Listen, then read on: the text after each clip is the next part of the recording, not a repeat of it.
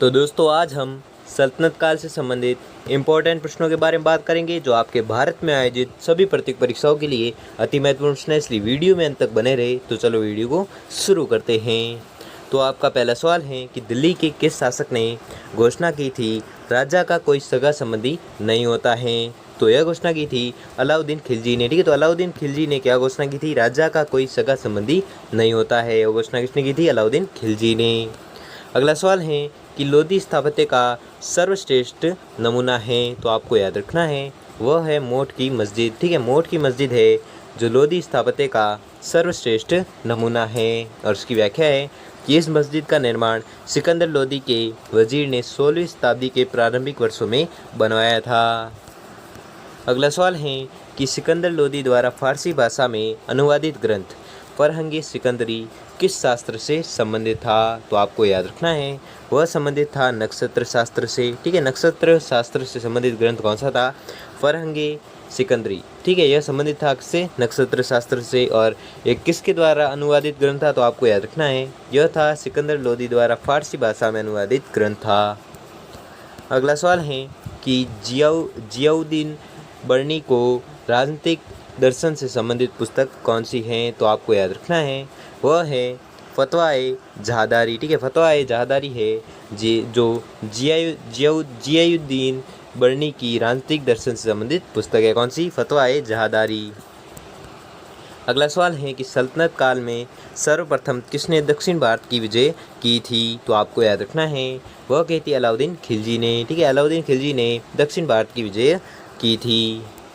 अगला सवाल है कि इंडो इस्लामिक कला का सबसे पहला उदाहरण कौन सा है। तो आपको याद रखना है वह उदाहरण है कुव्वत उल इस्लाम। ठीक है, कुव्वत उल इस्लाम है जो इंडो इस्लामिक कला का सबसे पहला उदाहरण है।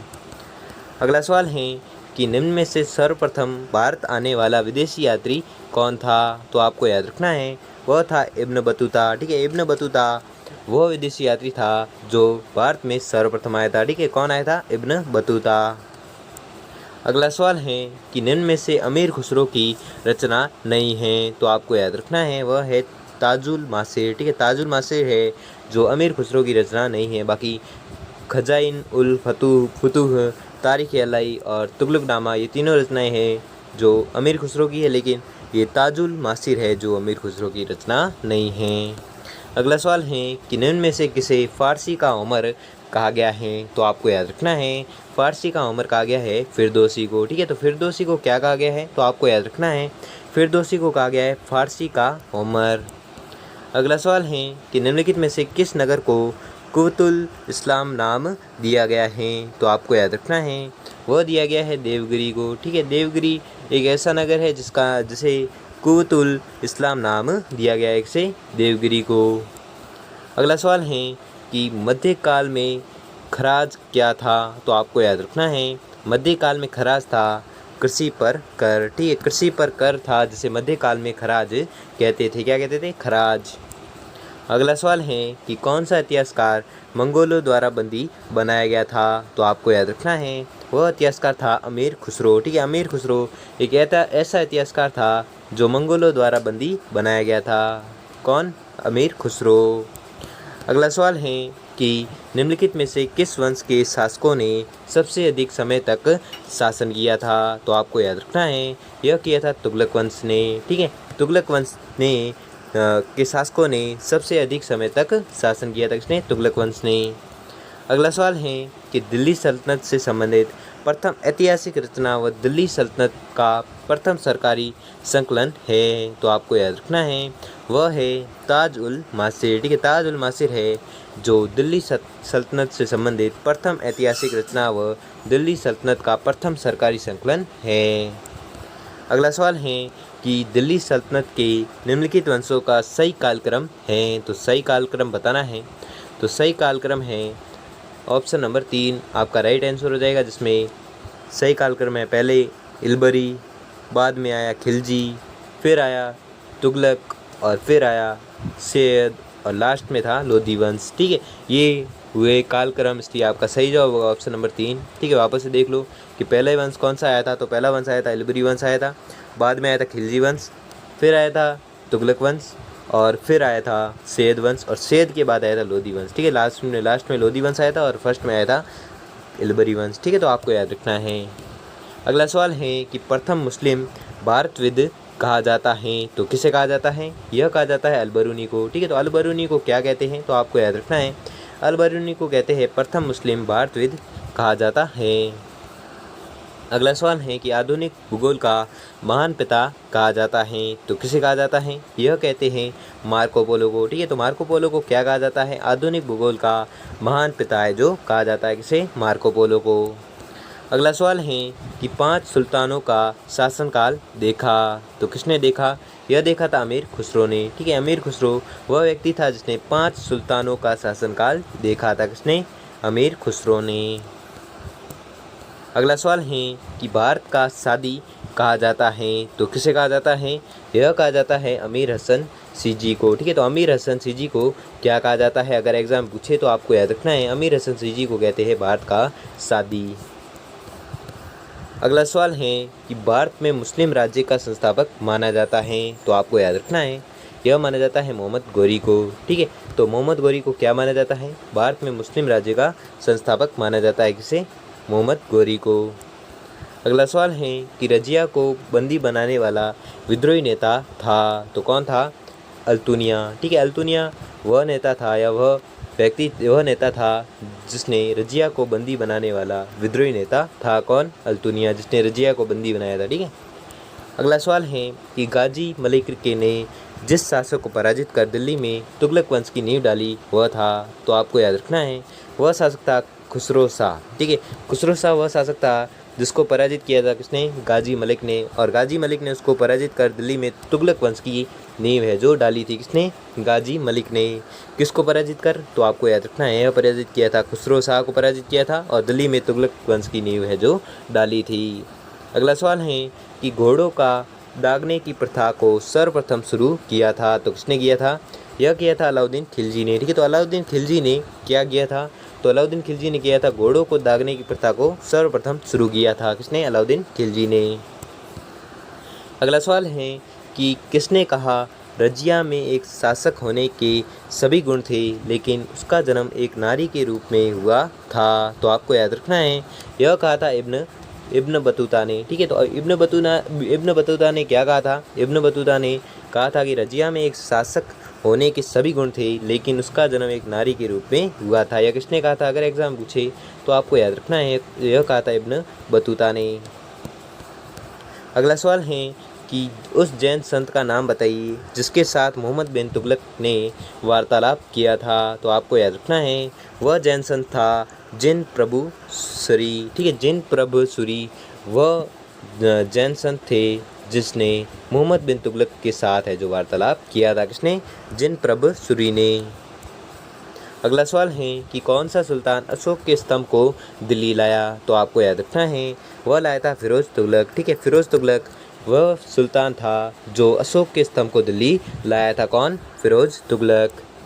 अगला सवाल है कि तारीख मुबारक शाही का लेखक याहिया बिन सरहिंदी निम्नलिखित में से किसके शासनकाल में था तो आपको याद रखना है, यह था सैयद वंश के शासनकाल में। ठीक है, सैयद वंश के शासनकाल में तारीख मुबारक शाही का लेखक याहिया बिन सरहिंदी निम्नलिखित में से सैयद वंश का शासनकाल में था। ठीक है, तो आपको याद रखना है किसके शासनकाल में था?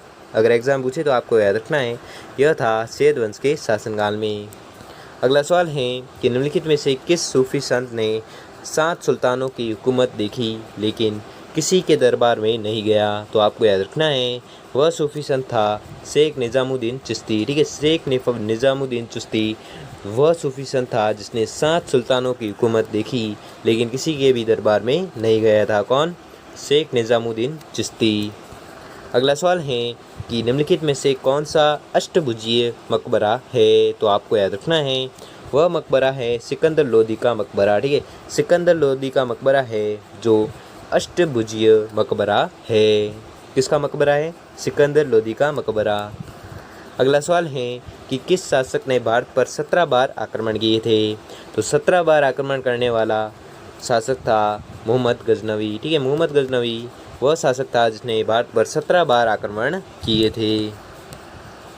अगला सवाल है कि शेख ख्वाजा कुतुबुद्दीन बख्तियार काकी की स्मृति में निर्मित कुतुब मीनार के निर्माण को पूरा कराया था। तो आपको याद रखना है यह कराया था इल्तुतमिश ने। क्या प्रश्न है कि शेख ख्वाजा कुतुबुद्दीन बख्तियार काकी की स्मृति में निर्मित कुतुब मीनार के निर्माण को पूरा कराया था। तो पूरा कराया था किसने? इल्तुतमिश ने कराया था।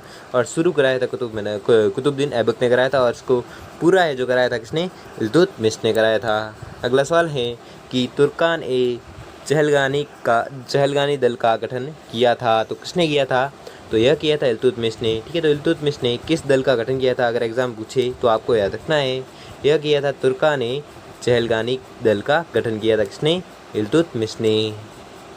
अगला सवाल है कि किस सुल्तान ने सिजदा एवं पाबोस प्रथा प्रारंभ की थी? तो आपको याद रखना है यह की थी बलबन ने। ठीक है, बलबन वह सुल्तान था जिसने सिजदा एवं पाबोस प्रथा है जो प्रारंभ की थी किसने? बलबन ने।